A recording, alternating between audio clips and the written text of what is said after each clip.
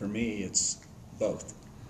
The city or any taxing authority has a fiduciary trust in regard to taxes, how it uses those taxes and how it makes you pay those taxes.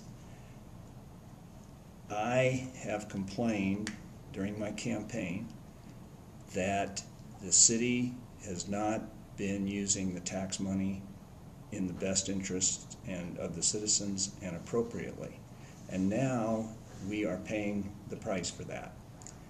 If, for example, we had now the $400,000 that we gave Horizon Airlines, this supposed $270,000 wouldn't even be an issue.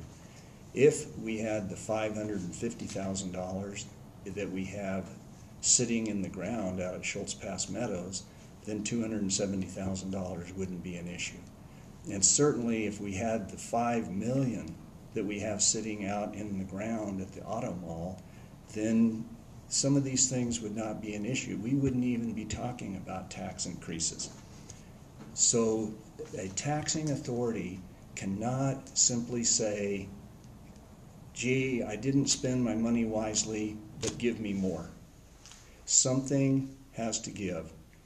And of course, in this particular tax rate, the amount, the supposed 270, is relatively small in the context of the whole budget. We could sell a piece of land tomorrow, a piece of unused vacant land that the city owns, and more than cover any $270,000 supposed shortfall. We could have a big construction project that might generate a lot more sales tax than we anticipated. That would affect the budget, because the budget, of course, sets expenditures, but it only projects what the income will be. We could be short thousands of dollars anyway, under the best scenario, because maybe the money just doesn't come in as we anticipate.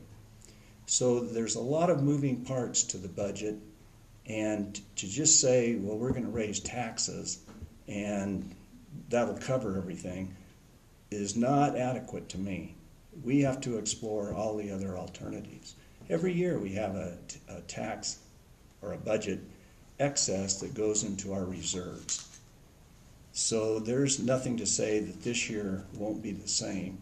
Maybe when it's all is said and done, we won't have quite as much of an excess as we expected, but we will generally have an excess.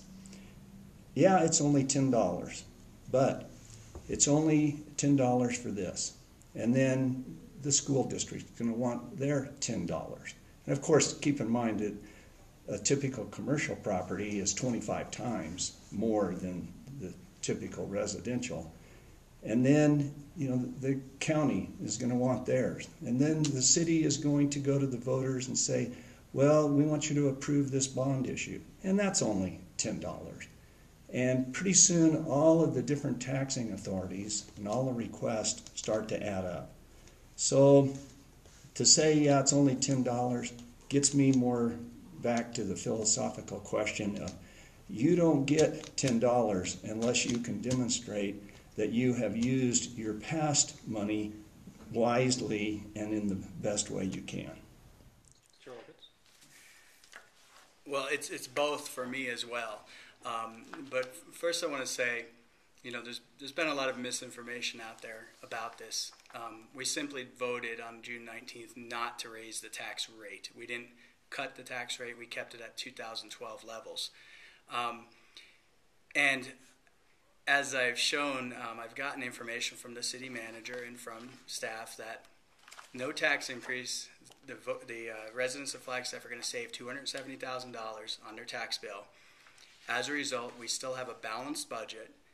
Our bond rating is not negatively affected, and that's straight from the city manager.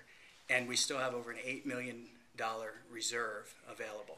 So with that said, I just wanted to clear that up because there's been a lot of misinformation out there. But I believe that if you leave as much money as possible in the hands of the private sector, in this case $270,000. They will use that. These are your neighbors and your friends and business owners and residents. They're going to use that to buy goods and services in Flagstaff. They're going to use that to employ people. And while some people might say it's only $10, as the mayor pointed out as well, it's $10 on top of $10 every year. Now the city was projecting 2% tax increases every year for the next 5 years. That's compounded, of course, over the years. That's millions of dollars that we're diverting from the private sector and putting into the public sector.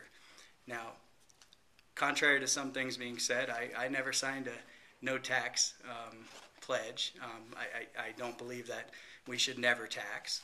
I just believe that in this case, at the end of the year, we will still have a balanced budget, and there's still going to be items that we probably won't approve that the previous council may have budgeted for. That's typically how a budget year works. So we don't have to cut anything to maintain the balanced budget. So we're going to be in good shape, and I think this is a win-win for everybody in the community.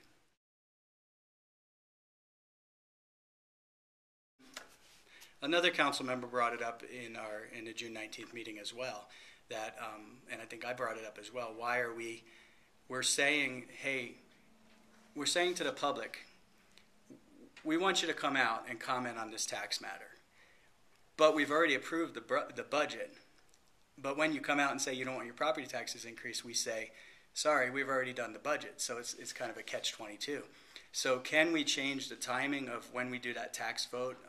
I would think it would make more sense for the council that approves the budget to do the tax issue.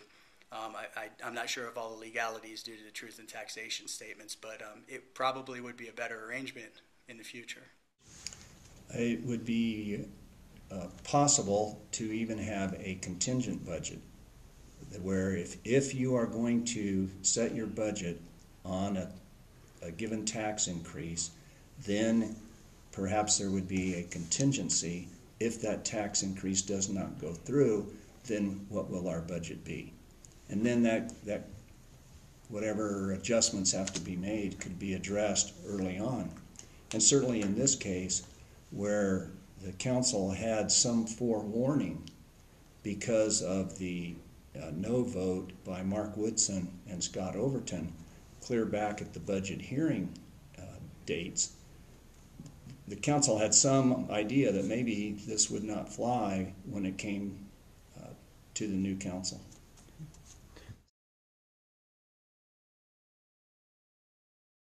Not immediately. The budget is always an estimate as to the income. And so as the year goes along, we will be watching the income and see if it's better or worse than was anticipated. But there is a chance that as items come before the council, especially large purchases, we just authorized about $1 million a week or so ago in the last budget, of course, for new equipment at the landfill. Large items like that, in fact, some are coming up, some road graders are coming up, I think, next week. And so there's large items that come before the council that we may take a look at and say, can we go another year with the equipment that we have? So that's always an option. I do not have a plan right now as to what I may be cutting, and it may be even unnecessary to cut anything, and we may just decide we'll have a little bit less reserve. Well, there's a lot of factors. We may take in more money, more sales tax revenue, more construction revenue from permitting and so forth. So we'll wait towards the end of the fiscal year, and I think that's what the city manager is doing as well. Do we ultimately need to cut anything? Probably not. We have a contingency reserve fund of $1,150,000. Now that contingency is based on a lot of factors. Typically, and I spoke to the city manager about this, typically most of that contingency fund is left. So we're talking $270,000 here out of a $57 million general fund budget and a $250 million overall budget. Chances are we won't spend all that money. We'll have money left over at the end of the year. That's going to be my goal, and I hope my colleagues' goal as well.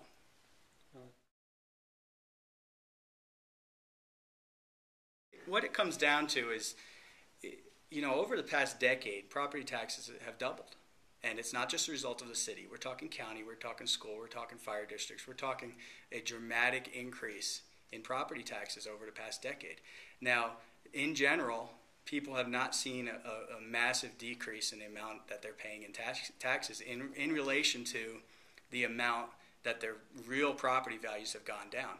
Now, assessed values are finally starting to drop, and that's why you're seeing a $270,000 difference without changing the tax rate. So it's a matter of do we continue on with the city, the county, and everybody always adding 2%, 2%, 2%.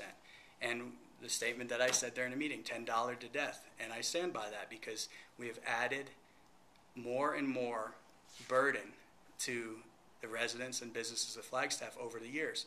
And I had a gentleman come to me today who's struggling to pay his property taxes because business is down so much. And I know a lot of people in the community say, it's only $10. Oh, what should I spend my $10 on? And treating it like it's a joke. But they're illustrating the point exactly.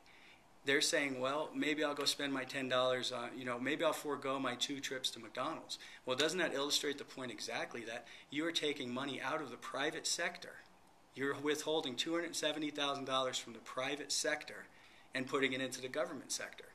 We need to keep as much money circulating in the private sector as possible to help our economy. Whether it's $270 this year or another $270 next year, it adds up to millions of dollars over time. Right now, I'm not familiar enough with the budget and everything that could possibly be cut to say that I want to reduce the taxes below the level that they were last year, the tax rate. But I am certain that I don't want any increase. My goal would be to decrease the property tax if there's any way possible and still be able to fulfill our essential services. Gilbert, Mesa, Page, there's a number of cities have no primary property tax. Okay, how do they get away with that? How do they make ends meet?